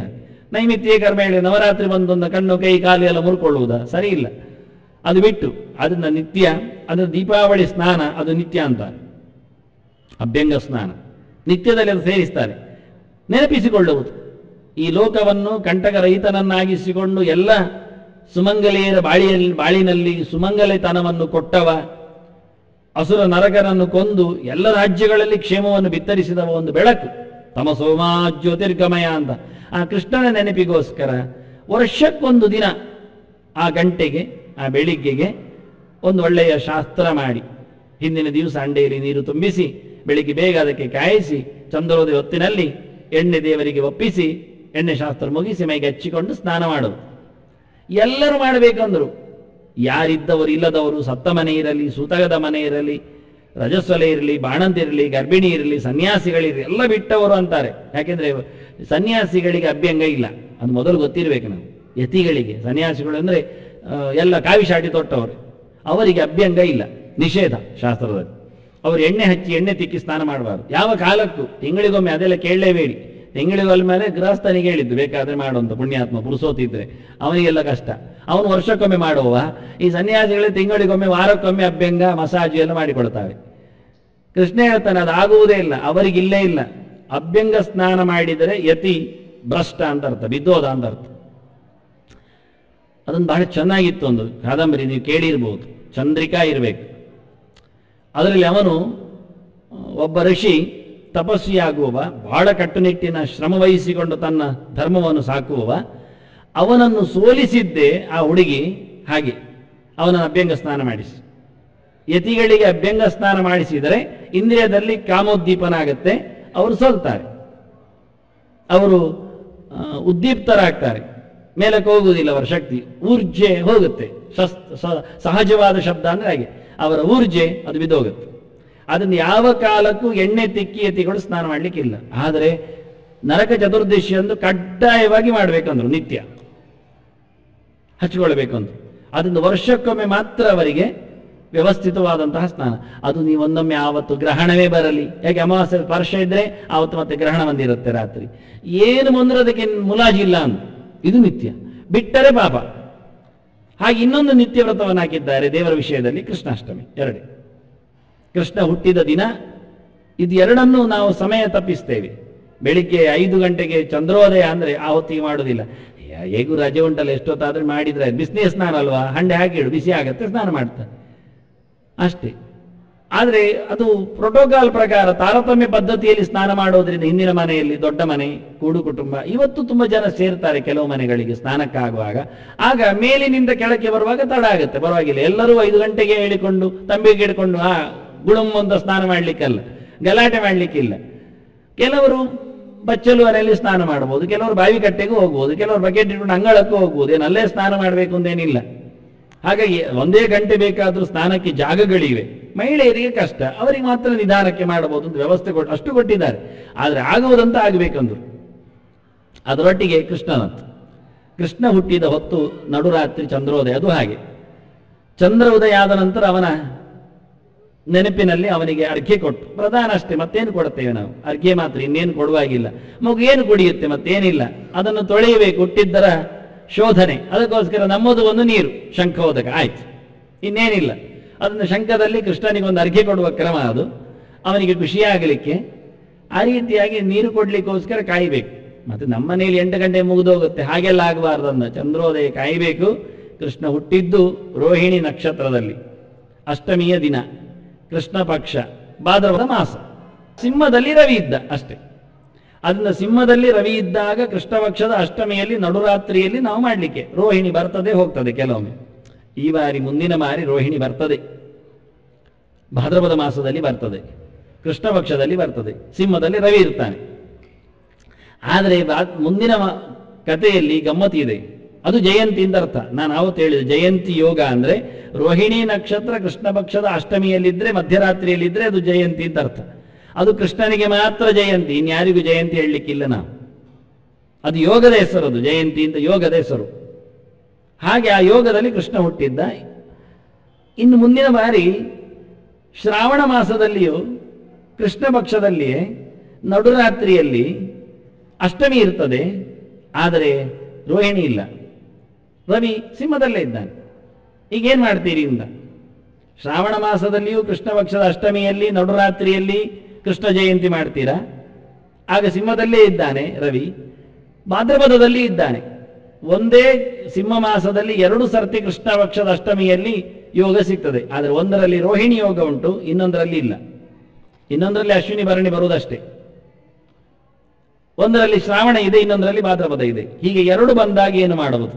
2 ಬಂದಾಗ ಹೇಳಿದ್ದದಕ್ಕೆ ಆಚಾರ್ಯರು, ಯಸ್ಮಿನ್ ಅಬ್ದೆ ಭಾದ್ರಪದೇ ಸಮಾಸೆ ಸಿಂಹಸ್ಥಯೋ ರವಿ ಗುರುವೋ ಪರೇಶ ಉದಯಿತಂತ. 2 ಬಂದ್ರೆ ಭಾದ್ರಪದ ಮಾಡಿ ಅಂದಿದ್ದಾರೆ ಮಧ್ವಾಚಾರ್ಯರು. ಯಾಕೆ? ಅವರು ಹುಟ್ಟಿದ್ದು ಗೊತ್ತವರಿಗೆ. ಭಾದ್ರಪದ ಮಾಸದಲ್ಲಿ ಹುಟ್ಟಿದ್ದನ್ನು ಪುರಾಣಗಳು ಹೇಳಿವೆ. ಅದನ್ನ ಕೃಷ್ಣ ನಿಜವಾಗಿ ಹುಟ್ಟಿದ್ದು ಭಾದ್ರಪದ. ಶ್ರಾವಣ ಕಳೆದಿದೆ. ಕೃಷ್ಣ ಹುಟ್ಟುವಾಗಲೂ ಸಿಂಹದಲ್ಲಿ ಶ್ರಾವಣ ಇತ್ತು, ಕೃಷ್ಣ ಪಕ್ಷ ಇತ್ತು, ಅಷ್ಟಮಿ ಇತ್ತು. ಅದು ಮುಗಿಸಿ ಬಂದಿದ್ದಾನವ. ನಾಡ್ದು ಬರುವ ವ್ಯವಸ್ಥೆ ಕೃಷ್ಣ ಹುಟ್ಟಿದಾಗಲೂ ಹಾಗೆ ಇತ್ತದು. ಆದ್ರಿಂದ ಮರು ವರ್ಷದಲ್ಲಿ ಏನಾಯಿತು? ಭಾದ್ರಪದ ತಪ್ಪಿದಾದಾಗ ಶ್ರಾವಣ ಉಳಿಯಿತು, ಮಾಡಿತು. ಭಾದ್ರಪದ ತಪ್ಪಿದರೆ ಶ್ರಾವಣ ಮಾಡಬೇಕು ಹೊರತು ಶ್ರಾವಣ ಕಡ್ಡಾಯ ಅಲ್ಲ, ಭಾದ್ರಪದ ಕಡ್ಡಾಯ ವಾಸ್ತವವಾಗಿ. ಆದ್ರೆ ನಾಡ್ದು 2 ಬರುತ್ತೆ. 2 ಬಂದ್ರೆ 1 ಮಾಡಲಿಕ್ಕೆ ಭಾದ್ರಪದದಲ್ಲಿ. ನಾಕೆ ಮತ್ತೆ ಹೇಳ್ತಾರೆ, ಅದು 2 ಮಾಡ್ತೇವೆ ನಾವು. ಎಂತ 2 ಮಾಡ್ತೇವೆ? ಉಪವಾಸ ಎಂತ ಮಾಡುವುದಿಲ್ಲ, ತಿನ್ನುವುದಷ್ಟೇ ಅಲ್ವಾ ಕರ್ಮ. ನೀವು 12 ಮಾಡಿ, 12 ಮಾಡಿ ಅಯ್ಯ. ಕೃಷ್ಣ ಪಕ್ಷದ 12 ಸಹ ಅಷ್ಟಮಿಯಲ್ಲಿ ಮಾಡುದು. ಎಂತದ್ದು ಮಾಡುದು? ಉಂಡೆ ಚಕ್ಕುಲಿ ತಿನ್ನುವುದು. ಮತ್ತೆಂತದ್ದು ಮಾಡೋದು ಅಂದ್ರೆ ಚಕ್ಕುಲಿ ಮಾಡುವುದು. ಎಲ್ಲಾ ಅಷ್ಟಮಿಯೂ ಕೃಷ್ಣ ಹುಟ್ಟಿದ್ದೆ, ಸಂತೋಷ. ಮಾಡ್ತೀರಾ? ಇಲ್ಲಲ್ಲ. ಎಲ್ಲಾ ಚೌತಿಯು ಗಣೇಶ ಪ್ರಿಯವೇ, ಮಾಡ್ತೀರಾ? ಇಲ್ಲಲ್ಲ. ಭಾದ್ರಪದ ಚೌತಿ ಮಾತ್ರ ಮಾಡುವುದಲ್ವಾ? ಹಾಗೆ ಅದರಿಂದ ಮಾಡುವುದು ತಪ್ಪಲ್ಲ. ಉಪವಾಸ ಮಾಡಿದರೆ ಸಂತೋಷ. ಮಧ್ಯರಾತ್ರಿವರೆಗೆ ನಿತ್ಯ ಉಪವಾಸ ಮಾಡಿ, ಮಧ್ಯರಾತ್ರಿ ನಂತ ಏಕೆ? ದೇವರು ಅಷ್ಟು ಬದುಕಿಸಿದ್ದಲ್ಲ, ಮಧ್ಯರಾತ್ರಿ ನಂತರ ಮತ್ತೆ ಫಲಾಹಾರ ಮಾಡಿ ನನಗೇನು? ಕೃಷ್ಣ ಹುಟ್ಟಿದ ಎಲ್ಲಾ ಅಷ್ಟಮಿಗಳಲ್ಲಿಯೂ ಸಹ ಕೃಷ್ಣನ ನೆನಪಿನ. ಯಾಕೆಂದ್ರೆ ನಾವು ನಕ್ಷತ್ರ ಹೋಮ ಮಾಡೋದಿಲ್ವಾ? ಪ್ರತಿ ನಕ್ಷತ್ರಕ್ಕೆ ನಮ್ಮದು ಜನ್ಮ ನಕ್ಷತ್ರ ಮಾಡೋದಿಲ್ವಾ? ಅದರಿಂದ ಪ್ರತಿ ರೋಹಿಣಿಯಲ್ಲಿಯೂ ಉಪವಾಸ ಮಾಡಿ, ಸಂತೋಷ. ಆದರೆ ವಾಸ್ತವವಾಗಿ ಅದು ಬಿಡಬೇಡಿ. ನೀವು ಎಲ್ಲ ಮಾಡ್ತಾ ಇದ್ರೆ ಶ್ರಾವಣವೋ ಮಾಡಿ, ಭಾದ್ರಪದವೋ ಮಾಡಿ. ನೀವೆಲ್ಲ ಮಾಡ್ತಾ ಇಲ್ಲ ಆದರೆ ಭಾದ್ರಪದ ಮಾತ್ರ ಮಾಡಿ. ಇರುವ ವ್ಯವಸ್ಥೆ ಹಾಗೆ ಮಾಡೋದಿಲ್ಲ ನಾವು. ಅದರಿಂದ ಕೃಷ್ಣ ಹೇಳಿದ, ನಿತ್ಯವನ್ನು ಬಿಡಬೇಡಿ ಅಯ್ಯ, ನಿತ್ಯ ಮಾಡಲೇಬೇಕು. ನೈಮಿತ್ತಿಕ ನಿಮ್ಮಿಷ್ಟ ನೋಡಿಕೊಳ್ಳಿ. ಅದನ್ನ ನಿತ್ಯದಲ್ಲಿ 2 ಸೇರಿಸಿದ್ದಾರೆ. ಒಂದು ಕೃಷ್ಣಾಷ್ಟಮಿ, ಒಂದು ನರಕ ಚತುರ್ದಶಿ. 2ವೇ, ಇನ್ನೇನಿಲ್ಲ. ಇನ್ನು ಆನಂದನ ಚತುರ್ದಶಿ ಹೇಳಿ, ಸುಬ್ರಹ್ಮಣ್ಯ ಷಷ್ಠಿ ಹೇಳಿ, ನಾಗರ ಪಂಚಮಿ ಹೇಳಿ, ಎಲ್ಲ ನೈಮಿತ್ತಿಗ ಅಂದು, ಎಲ್ಲ ನೈಮಿತ್ತಿಗ. ಅದು ಬೇಕಾದ್ರೆ ಮಾಡಿ ಬಿಡಿ, ಏನು ತೊಂದರೆ ಇಲ್ಲ. ನಾಗರ ಪಂಚಮಿ ಮಾಡದಿದ್ರೆ ತೊಂದರೆ ಆಗುತ್ತೆ, ಏನು ತೊಂದರೆ ಆಗುವುದಿಲ್ಲ, ಮಾಡಿದಲ್ಲಿ ಸೇರುವುದಷ್ಟೇ. ಅಲ್ಲಿ ಈ ವರ್ಷ ಮಾಡಿದ್ದೇನೆ, ಬರೋ ವರ್ಷ ಮಾಡಲಿಲ್ಲ, ಏನು ಪರವಾಗಿಲ್ಲ. ಅದು 4 ವರ್ಷ ಮಾಡಿ 5ನೇ ವರ್ಷ ಬಿಟ್ಟೆ, ಏನು ತೊಂದರೆ ಇಲ್ಲ ಅಂತ. ನಿಮಗೆ ಯಥಾಸ್ಥಿತವಾಗಿ ಪ್ರಾಮಾಣಿಕವಾಗಿ ನಿಮಗೆ ಮಾಡಲಿಕ್ಕೆ ಆಗೋದಿಲ್ಲ, ಬಿಡಿ. ಮಾಡ್ತೀರಾ, ಸಂತೋಷದಲ್ಲಿ ಮಾಡಿ. ಅದು ನೈಮಿತ್ತಿಕಗಳು ನಿಮ್ಮ ಇಷ್ಟ ಅಂದ. ಕಾಮ್ಯ ಮಾತ್ರ ನೀವು ದುಡಿಸಿಕೊಂಡ್ರೆ ಕೆಟ್ಟೋಗ್ತೀರಿ, ಜೋಕೆ ಅಂತಾರೆ. ಆದ್ರಿಂದ ಕವಿಗಳು, ತಿಳಿದವರು, ಶಾಸ್ತ್ರ ಬಲ್ಲವರು, ಭಗವಂತನ ಬಗ್ಗೆ ಎಚ್ಚರವುಳ್ಳವರು ಕಾಮ್ಯ ಕರ್ಮಗಳನ್ನು ಪೂರ ಬಿಡಿ ಅಂತ ಹೇಳಿಬಿಟ್ಟಿದ್ದಾರೆ ಅಂತ ಹೇಳಿಬಿಟ್ಟ. ಸರ್ವಾತ್ಮನ ಕಾಮ್ಯ ಕರ್ಮಕ್ಕೆ ಸನ್ಯಾಸ, ಕಾಮ್ಯಾನಾಂ ಕರ್ಮಣಾಂ ನ್ಯಾಸಂ ಸನ್ಯಾಸಂ ಕವಯೋ ವಿದು. ಬಯಸಿ ಏನು ಕೆಲಸ ಮಾಡಬೇಡಿ, ಬಯಕೆ ಇಟ್ಟು ಏನು ಕೆಲಸ ಮಾಡಬೇಡಿ, ಬಯಕೆಗಳಿಗೆ ಅನುಗುಣವಾದ ಕೆಲಸಗಳನ್ನು ಆಯ್ಕೆ ಮಾಡಿ ಕೊಡಬೇಡಿ. ಶಾಸ್ತ್ರ ಹೇಳಿದೆ, ನೀವು ಮಾಡಬೇಡಿ, ಅಷ್ಟೇ ಹೇಳಿಬಿಟ್ಟು ಬಿಟ್ಟುಕೊಡಿ. ಅದನ್ನು ಸನ್ಯಾಸ ಅಂತ ಅರ್ಥ ಅಂತ. ಹಾಗಾದ್ರೆ ತ್ಯಾಗ ಎಂಥದ್ದು? ಸರ್ವಕರ್ಮ ಫಲತ್ಯಾಗಂ ಪ್ರಾಹುತ್ಯಾಗಂ ವಿಚಕ್ಷಣ. ವಿಚಕ್ಷಣ ಅಂತಾರೆ. ಮತ್ತು ಬುದ್ಧಿಮಂತರಿದ್ದಾರೆ, ಅವರು ಹೇಳ್ತಾರೆ ಕಾಮ್ಯ ಕರ್ಮವನ್ನು ಬಿಡಿ ಅಂತ ಹೇಳುವುದಿಲ್ಲ ಅವರು. ತಕ್ಕೊಳ್ಳಿ ಅಯ್ಯ, ಮಾಡಿ. ಸತ್ಯನಾರಾಯಣ ಪೂಜೆ ಬೇಡ ಅಂತ ಯಾಕೆ ಹೇಳುದು ನೀವು? ಸತ್ಯನಾರಾಯಣ ಪೂಜೆ ಮಾಡಲಿ, ಮತ್ತೆ ಯಾಕೆ ಅಂತ ಬೇಡ ಅಷ್ಟೇ. ಸರ್ವಕರ್ಮ ಫಲತ್ಯಾಗಂ ಅಂತಾರೆ ಅವರು. ಪ್ರಾಹುತ್ಯಾಗಂ ವಿಚಕ್ಷಣ. ಬುದ್ಧಿಮಂತರು ಹೇಳ್ತಾರೆ, ಮತ್ತೆ ಯಾರಿಗಿರುವುದು ಕಾಮ್ಯಗಳು, ಕಾಮ್ಯ ಕರ್ಮಗಳು? ಸತ್ಯನಾರಾಯಣ ಪೂಜೆ ಬೇಡ ಅಂದ್ರೆ ನಿತ್ಯ ಅಲ್ಲ, ನೈಮಿತ್ತಿಕ ಅಲ್ಲ. ಸತ್ಯನಾರಾಯಣ ಪೂಜೆಗೊಂದು ದಿನ ಅಂತ ಬರುವುದಿಲ್ಲ. ಗಣೇಶ ಚೌತಿ ಬಂದಾಗೆ ಸತ್ಯನಾರಾಯಣ ಜಯಂತಿ ಅಂತದಿಲ್ಲ, ಸತ್ಯನಾರಾಯಣ ದಿನ ಅದೇ ಇಲ್ಲ. ಯಾವ ಹುಣ್ಣಿಮೆ ಅಂತ ಕೊಡೋದು ಇಲ್ಲ. ವ್ಯಾಸ ಪೂರ್ಣಿಮಾ ಇದೆ, ಧನ್ವಂತರಿ ಜಯಂತಿ ಇದೆ, ಎಲ್ಲ ಇದೆ. ಸತ್ಯನಾರಾಯಣ ವ್ರತಕ್ಕೊಂದು ದಿನವೇ ಇಲ್ಲ. ಅದು ಕಾಮ್ಯದಲ್ಲಿ ಆಯ್ತು. ದಿನ ಇಲ್ಲದ್ರಿಂದ ವರ್ಷ ಇಡೀ 365 ದಿವಸದಲ್ಲಿ ಎಲ್ಲಿ ಇಲ್ಲ. ಆದ್ರಿಂದ ನೀವು ಕಾಮ್ಯದಲ್ಲಿ ಸೇರಿಸಿದ್ದನ್ನು ನಮಗೆ ಮಾಡಬೇಕು ಅಂತ ಕಂಡಿದೆ, ಎಲ್ಲರೂ ಮಾಡುವುದು ನೋಡಿ ಕತೆ ಕೇಳುವ ಅಂತ ಕಾಣುತ್ತೆ, ಸಪಾದ ತಿನ್ನುವ ಅಂತ ಖಂಡಿತ ಅನಿಸ್ತದೆ. ಅದಕ್ಕೋಸ್ಕರ ಆದ್ರೂ ಒಂದು ವ್ರತ ಕೊಡಬೇಡ್ವಾ ನೀವು? ಆಯ್ತು ಮಾಡಿ ಅಂದ. ವಿಚಕ್ಷಣಾಹ, ಅತಿ ಬುದ್ಧಿವಂತರು, ಶಾಸ್ತ್ರವನ್ನು ಮತ್ತೊತ್ತು ಅರಗಿಸಿಕೊಂಡವರು ಅವರು ಹೇಳ್ತಾರೆ, ಸರ್ವಾತ್ಮನ ಕರ್ಮ ಬಿಡಬೇಕಾಗಿಲ್ಲ. ಕಾಮ್ಯವೇ ನಮಗೆ ಅನ್ಯಾಯ ಮಾಡುವುದಿಲ್ಲ. ಮಾಡಿದರೆ ಕಾಮ್ಯ ಕರ್ಮವನ್ನು ಸರಿಯಾಗಿ ಮಾಡದಿದ್ದರೆ ಪೆಟ್ಟು ಸಿಗ್ತದಲ್ಲ ಹೇಳಿದ್ದಲ್ಲ. ನೀವು ಬಯಸಿ ಮಾಡಿದ್ದಕ್ಕಲ್ಲ ಸಿಗುವುದು, ಬಯಕೆ ಇಲ್ಲದೆ ಮಾಡಿದ್ರೆ ಉಂಟಲ್ಲ ಪೆಟ್ಟು ಇಲ್ಲ. ಯಾಕೆ? ನಾವು ಒಳ್ಳೆಯದನ್ನೇ ಎಕ್ಸೆಪ್ಟ್ ಮಾಡ್ತಾ ಇಲ್ಲ, ಕೆಟ್ಟದ್ದು ಯಾಕೆ ತಗೊಳ್ತೇವೆ? ಸತ್ಯನಾರಾಯಣ ವ್ರತ ಮಾಡಿ ನಮಗೆ ಅದರಲ್ಲಿ ಮದುವೆಯೋ ವೃತ್ತಿಯೋ ಸಿಗಬೇಕು ಅಂತ ನಾವು ದುಂಬಾಲುವಿದ್ದು ಮಾಡಿದಾಗ ಚೂರು ಹೆಚ್ಚು ಕಡಿಮೆ ಮಾಡಿದ್ರು, ಯಾಕೆಂದ್ರೆ ಸ್ವಲ್ಪ ತಡ ಬಂದರೂ ತಡವೇ ಬಂದದ್ದಂತ ಅರ್ಥ ಅಲ್ವಾ? ಹೊರಗೆ ಹಾಕ್ತಾರೆ. 2 ದಿನ ತಡವಾಗಿ ಅಪ್ಲಿಕೇಶನ್ ಹಾಕಿದ್ರೆ ಕಸದ ಬಟ್ಟಿ ಬೀಳ್ತದೆ. ಅವ್ರು ಹೇಳ್ತಾರೆ ಇದಕ್ಕಿಂತ ಮೊದಲು ಬಂದದ್ದು ಮಾತ್ರ ನೋಡಬಹುದು ಅಂತ, ಅದು ಬಿಸಾಡಿ ಆಯ್ತು ಅಂತ. ಮತ್ತೇನು ಮಾಡುವಾಗಿಲ್ಲ, ದುಡ್ಡು ಕಟ್ಟಿದ್ರು ರಿಫಂಡ್ ಅಂತ ಆಗುವುದಿಲ್ಲ. ಹಾಗೆ ನಾವು ಕಾಲದೋಷ, ದ್ರವ್ಯ ದೋಷ ಮಾಡಿದರೆ ವ್ಯತ್ಯಾಸ ಆಗಿಬಿಟ್ಟರೆ ತಪ್ಪಾಗ್ತದೆ. ಯಾವಾಗ ನಾವು ಸೇರ್ತೇವೆ ಅಂತ ಹೇಳಿ ಹಾಕಿದರೆ ಮಾತ್ರ. ನಮ್ದು ಸಂಕಲ್ಪದಲ್ಲಿಯೂ ಎಂಥದೂ ಇಲ್ಲ, ನಾವು ಯಾವುದನ್ನು ಕೇಳುವುದಿಲ್ಲ, ಅದರ ಯಾವುದೇ ಲಾಭ ನಮಗೆ ಬೇಡ. ಹಾಗಾಗಿ ತಪ್ಪಾದರೂ ನಮಗೆ ಎಂಥದ್ದು ನಷ್ಟವೂ ಬೇಡ. ಹೀಗೆ ಅರ್ಥದಲ್ಲಿ ಫಲದ ಬಗ್ಗೆಯೇ ಯೋಚನೆ ಇಲ್ಲದೆ ಯಾವ ಕರ್ಮವನ್ನು ಮಾಡಿ ಅಂತ, ಯಾವುದರ ಬಗ್ಗೆಯೂ ಕೇಳಬೇಡಿ ಅಂತ. ದೇವರ ಹತ್ರ ಏನು ಕೇಳಬೇಡಿ. ನೈಮಿತ್ತಿಕವೂ ಹಾಗೆ. ಗಣೇಶ ಚತುರ್ಥಿ ಮಾಡಿದೆಯಾ? ಮಾಡಿದೆ. ನನ್ನ ಇಷ್ಟಕ್ಕೆ ಬೇಕಾದಷ್ಟು ಈ ಬಾರಿ ಎಷ್ಟು ನನಗೆ ಸಂಪತ್ತು ಕೊಟ್ಟಿದ್ದಾನೆ ಮಾಡೋ ಮನಸ್ಸು ಅಂತಷ್ಟು ಮಾಡಿದ್ದೇನೆ. ಏನು ಕೇಳಲಿಕ್ಕಲ್ಲ, ಹೇಳಲಿಕ್ಕಲ್ಲ. ಹಾಗೆ ಹೀಗೆ ಯಾವ ವಿಷಯ ಸರ್ವಕರ್ಮ ಫಲತ್ಯಾಗಂ. ನಿತ್ಯ ಕರ್ಮ ಇರಲಿ, ನೈಮಿತ್ತಿಕ ಇರಲಿ, ಕಾಮ್ಯ ಕರ್ಮ ಇರಲಿ, ಇಲ್ಲಿ ಎಲ್ಲಿಯೂ ಸಹ ಸಂಕಲ್ಪದಲ್ಲಿ ಇದಕ್ಕಾಗಿ ಅದಕ್ಕಾಗಿ ಅದು ಬರಲಿ ಇದು ಬರಲಿ ಇರಬಾರದು. ಬಯಕೆಗಳೇ ಇರದೆ. ತ್ಯಾಗ ಅಂದ್ರೆ ಬಯಕೆಯ ತ್ಯಾಗ, ಫಲದ ತ್ಯಾಗ. ಬಂದದ್ದನ್ನು ತಿನ್ನುವುದಿಲ್ಲ, ಪಡೆಯುವುದಿಲ್ಲ ಅಲ್ಲ, ಫಲವನ್ನು ಕೇಳುವುದಿಲ್ಲ ಅಂತ ಫಲ ತ್ಯಾಗ ಮಾಡಿದ್ದನು. ಯಾವುದರ ಬಯಕೆಯಲ್ಲಿ ಬರತಕ್ಕ ದೇವರು ಕೊಡತಕ್ಕಂಥ ಫ್ರೂಟ್ ಏನಿದೆ ಫಲಿತಾಂಶ, ಅದನ್ನು ನಿರೀಕ್ಷೆ ಮಾಡಲಿಲ್ಲ, ಪಡಿಲಿಕ್ಕೆ ದುಂಬಾಲು ಬಿದ್ದಿಲ್ಲ, ಪಡೆದೇ ತೀರ್ತೇನೆ ಅಂತ ಹಠ ಮಾಡಲಿಲ್ಲ, ಕೊಡ್ಲೇಬೇಕು ಅಂತ ಕೇಳಿಕೊಳ್ಳಿಲ್ಲ. ಯಾವಾಗ ಕೊಡ್ತಾನೋ, ಕೊಡಬೇಕು, ಕೊಡ್ತಾನೋ, ಏನು ಯೋಚನೆ ಇಲ್ಲ. ಅದನ್ನು ಸರ್ವ ಕರ್ಮ ಫಲ ತ್ಯಾಗಂ ಪ್ರಾಹು ತ್ಯಾಗಂ ವಿಚಕ್ಷಣ ಅಂತ ಬಹಳ ಚೆನ್ನಾಗಿ. ತ್ಯಾಗ ಮತ್ತು ಸನ್ಯಾಸ ಇಷ್ಟೇ ವ್ಯತ್ಯಾಸ. ಸನ್ಯಾಸದಲ್ಲಿ 2 ಕರ್ಮ ಇರಲಿ, 2 ಕರ್ಮದ ಫಲ ಬರಲಿ, 3ನೇ ಕರ್ಮ ಬಿಡಲಿ, ಅದರ ಫಲವೂ ಬೇಡ. ತ್ಯಾಗದಲ್ಲಿ 3 ಕರ್ಮ ಇರಲಿ, 3 ಕರ್ಮದ ಫಲವೂ ಬಿಡಲಿ. ಫಲತ್ಯಾಗಕ್ಕೆ ತ್ಯಾಗ ಹೇಳುತ್ತಾರೆ, ಕರ್ಮನ್ಯಾಸಕ್ಕೆ ನ್ಯಾಸ ಹೇಳುತ್ತಾರೆ. ಸನ್ಯಾಸದಲ್ಲಿ ಕರ್ಮ ಬಿಡ್ಲಿಕ್ಕುಂಟು, ಪೂರ ಅಲ್ಲ ಒಂದು. ಯಾಕೆ? ಪೂರ ಕರ್ಮ ಬಿಡ್ಲಿಕ್ಕೆ ಆಗುದಿಲ್ಲ. ಕುರುವನ್ನೇ ಮೇಹ ಕರ್ಮಾಣಿ ಜಿಜೀವಿಶೇಷತಂ ಸಮಾಹ ಅಂದತ್ತು. ಎಲ್ಲ ಕರ್ಮಗಳನ್ನು ಮಾಡುತ್ತಲೇ ಬದುಕಬೇಕು. ಮತ್ತೆ ಕರ್ಮ ಬಿಡಿ ಹೇಳಿದ್ದು ಅವನು ಹೇಳ್ತಾನೆ, ಯಸ್ತ್ವಾತ್ಮರತಿರೇವಸ್ಯ ಆತ್ಮತೃಪ್ತಶ್ಚ ಮಾನವಃ ಅಂತ. ಆತ್ಮನ್ನೇವಾಪಿ ಸಂತುಷ್ಟ ತಸ್ಯ ಕಾರ್ಯಂ ನ ವಿದ್ಯತೆ ಅಂತ. ಪರಮಾತ್ಮ ವಿಷಯಕವಾಗಿ ಕೆಲಸ ಮಾಡಿಕೊಂಡವನಿಗೆ ಬಹುಮುಖವಾದ ಹೊರಗಿನ ಯಾವುದೇ ಕಾಮ್ಯ ಕೆಲಸಗಳೇ ಇಲ್ಲ. ದೇವರು ಸಾಕವನಿಗೆ. ಹೀಗೆ ಕರ್ಮನ್ಯಾಸ ಅಂದ್ರೂ ಅರ್ಥ ಬೇರೆ, ಕರ್ಮ ತ್ಯಾಗ ಅಂದ್ರೆ ಅರ್ಥ ಬೇರೆ. ಸನ್ಯಾಸ ಅಂದ್ರೆ ಒಂದನ್ನು ಬಿಡುವುದು, ಮೂರರಲ್ಲಿ ಕೊನೆಯದ್ದನ್ನು ಬಿಟ್ಟುಕೊಡುವುದು. ಆದರೆ ತ್ಯಾಗದಲ್ಲಿ ಮೂರೂ ಮಾಡಲಿಕ್ಕೆ, ಆದರೆ ಮೂರರ ಲಾಭವನ್ನು ಸಹ ನಿರೀಕ್ಷೆ ಮಾಡಲಿಕ್ಕಿಲ್ಲ, ಕೇಳಲಿಕ್ಕಿಲ್ಲ. ಈ ರೀತಿಯಾಗಿ ಸನ್ಯಾಸಕ್ಕೂ ತ್ಯಾಗಕ್ಕೂ ಇರುವ ವ್ಯತ್ಯಾಸ, ಅದು ಮಹತ್ತರವಾದ ವ್ಯತ್ಯಾಸ. ಅದರಿಂದ ಪೃಥಕ್ ಎನ್ನುವ ವಿಷಯ ಬಹಳ ಚೆನ್ನಾಗಿದೆ. ಅರ್ಜುನ ಕೇಳಿದ್ದು ಇದು ಇಬ್ರು ಹೇಳಿದ್ದಾರೆ, ಇಬ್ಬರ ಕತೆ ಹೇಳಿದ. ನಾನೇನು ಹೇಳಿದೆ ಹೇಳಲಿಲ್ಲ ಕೃಷ್ಣ. ಕವಯ ವಿದುಹು ವಿಚಕ್ಷಣ ವಿದು. ಶಾಸ್ತ್ರ ಓದಿದವರು ಹೇಳಿದರು, ಶಾಸ್ತ್ರ ಚಿಂತನೆಗೈದವರು ಹೇಳ್ತಾರೆ. ನಿನ್ನೆಂಥದ್ದು ಕತೆ ಹೇಳುತ್ತೇನೆ ಅಂತಾನೆ. ಅವರಿಬ್ಬರದು ನಿನಗೆ ಹೇಗಿದೆ ಸನ್ಯಾಸ ಮತ್ತು ತ್ಯಾಗದ ವ್ಯತ್ಯಾಸಗಳು ಎನ್ನುವುದು ಸ್ಪಷ್ಟ ಮಾಡ್ತಾರೆ. ಸನ್ಯಾಸ ತ್ಯಾಗ ಶಬ್ದ ಹೇಳಲಿಕ್ಕೆ ಸುಲಭ, ಅರ್ಥ ಆಗದಿದ್ರೆ ಅದಕ್ಕೆ ಅರ್ಥ ಕೃಷ್ಣ ಮೊದಲು ಮಾಡಿಸಿಕೊಂಡ. ಹೀಗೆ ಪೀಠಿಗೆ ಹಾಕಿದ ಬಹಳ ಚೆನ್ನಾಗಿ. ಸನ್ಯಾಸ ಅಂದ್ರೆ ಎಲ್ಲಿದೆ, ತ್ಯಾಗ ಎಲ್ಲಿದೆ, ನಮ್ದು ಎಂಥದ್ದು ಸನ್ಯಾಸ, ನಮ್ದು ಎಂಥದ್ದು ತ್ಯಾಗಿಗಳು, ಅವರು ಉದಾರ ದಾನಿಗಳು ಎಲ್ಲ ಹೇಳ್ತಾರೆ. ಎಂಥ ತ್ಯಾಗಯ್ಯ ಕೇಳ್ತಾನೆ ಕೃಷ್ಣ. ತ್ಯಾಗ ಶಬ್ದದ ಅರ್ಥ ನೋಡಿಕೋ.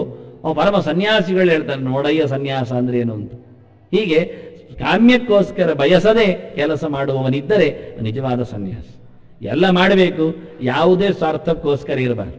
ಹೀಗೆ ತ್ಯಾಗವನ್ನು ತಿಳಿಸಿದ ಶ್ರೀಕೃಷ್ಣಾರ್ಪಣ, ತಿಳಿಸಿದ ಶ್ರೀಕೃಷ್ಣಾರ್ಪಣ, ತಿಳಿಸಿದ ಶ್ರೀಕೃಷ್ಣಾರ್ಪಣ, ತಿಳಿಸಿದ ಶ್ರೀಕೃಷ್ಣಾರ್ಪಣ, ತಿಳಿಸಿದ ಶ್ರೀಕೃಷ್ಣಾರ್ಪಣ, ತಿಳಿಸಿದ ಶ್ರೀಕೃಷ್ಣ.